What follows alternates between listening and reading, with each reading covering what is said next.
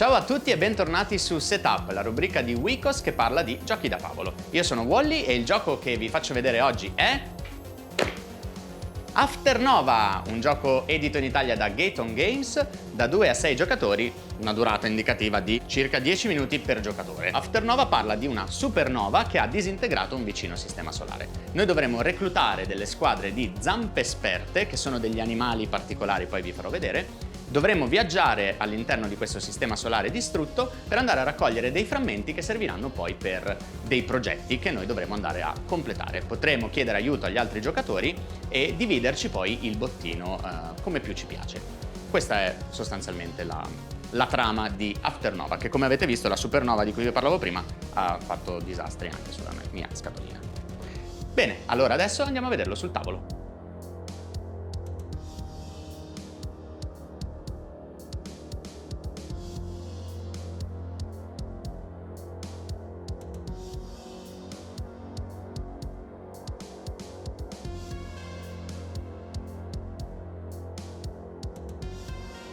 Ecco intavolato Afternova, è un gioco appunto di carte e di gemme preziose, possiamo dire così. Allora, cosa succede? All'inizio della partita ogni giocatore riceve una navicella che ha 4 slot stiva, nel quali noi potremo andare ad inserire i vari frammenti che troveremo nei pianeti. All'inizio della partita i giocatori hanno in mano già, adesso noi andremo per far vedere in maniera molto veloce, alcune carte progetto e alcune carte zampe esperte, che sono queste che vedete qui davanti a voi. Questo è il mercato. E come funziona il gioco? Allora, il giocatore di turno decide quale pianeta andare a visitare. Ok, i pianeti hanno dei requisiti di pilotaggio, ingegneria, estrazione e così via, e le zampe esperte che noi avremo nella nostra mano hanno gli stessi medesimi simboli, e noi con queste, spendendo diciamo le carte dalla nostra mano, potremo viaggiare sui vari pianeti. Ad esempio questa carta richiede che ci siano 4 simboli ingegneria e 2 simboli estrazione per poter viaggiare su quel pianeta. In mano ho solo 2 carte che fanno al caso mio, ho 2 simboli gialli, quindi di ingegneria, e 2 simboli di estrazione, quindi da solo non posso andare, ma posso provare a chiedere se al tavolo altri giocatori hanno in mano delle carte che possono aiutarmi a raggiungere questa destinazione. Ho cercato ovviamente nel mazzo le carte che servivano per farvi vedere come funziona. In questo caso, vabbè, io arrivo a spenderli da solo, quindi spendo le carte che mi servono, volo su questo pianeta e recupero tutti i frammenti. Ma nel caso in cui io non fossi riuscito a farcela da solo, avrei potuto chiedere aiuto a uno degli altri giocatori al tavolo. Quindi io avrei potuto dire: ragazzi, io ho solo 2 simboli di estrazione e 2 simboli di ingegneria, se qualcuno mi aiuta con i simboli di ingegneria possiamo valutare di fare degli scambi, di fare una suddivisione delle gemme che poi andremo a prendere. Ma perché questo? Perché, come vedete, i progetti hanno tutti i simboli delle gemme colorate che vedete sui pianeti, perché per completare questi progetti vi serviranno i giusti colori di gemme. Quindi, in base a quello che voi avete in mano dei vostri progetti, dovrete cercare di raccattare le gemme che vi servono per completarli. Quindi io vado con il mio concorrente, che noi chiameremo fittiziamente Luca, e Luca dice: io ho bisogno della gemma arancione e rosa e ti posso aiutare con 2 ingegneria. Se a me sta bene, gli dico va bene. Quindi noi spendiamo tutte le nostre carte dalle nostre mani, diamo la gemma arancione e rosa a Luca e io mi prendo le altre mie 3 gemme. E in questo momento, se io ho in mano dei progetti che posso completare, posso semplicemente metterli giù, metterci sopra le gemme e completare quel progetto.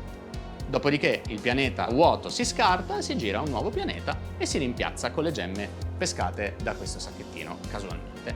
Il gioco prosegue così fino a quando un giocatore non completa il suo 7° progetto con le gemme colorate corrispondenti.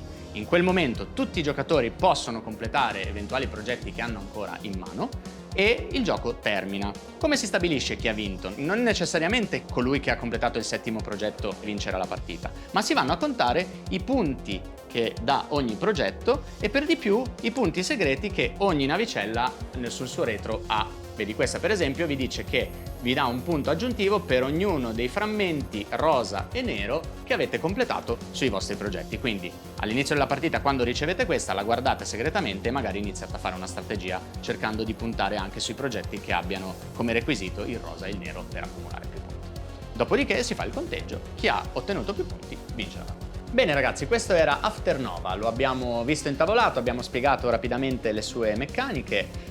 Com'è questo gioco di carte e di gemme, potremmo dire? È un gioco semplice, avete visto, le regole si spiegano rapidamente. La sua peculiarità è la sua semi-cooperatività, potremmo dire, perché appunto in alcuni frangenti servirà l'aiuto degli altri giocatori che, essendo un tutti contro tutti, chiedere aiuto a un tuo avversario dà quella situazione un po' di pepe interessante, e al tavolo spesso si creeranno dei momenti di tensione. No, ma vieni con me, no, ma io voglio una gemma in meno, però no, ma io vado con lui perché è più simpatico, insomma si creeranno queste situazioni particolari. Non è tra i nostri giochi preferiti, parlo ovviamente per me e per il mio gruppo di gioco, però ogni tanto ci piace intavolarlo e dà il suo massimo quando siete in numero massimo di giocatori, che è 6.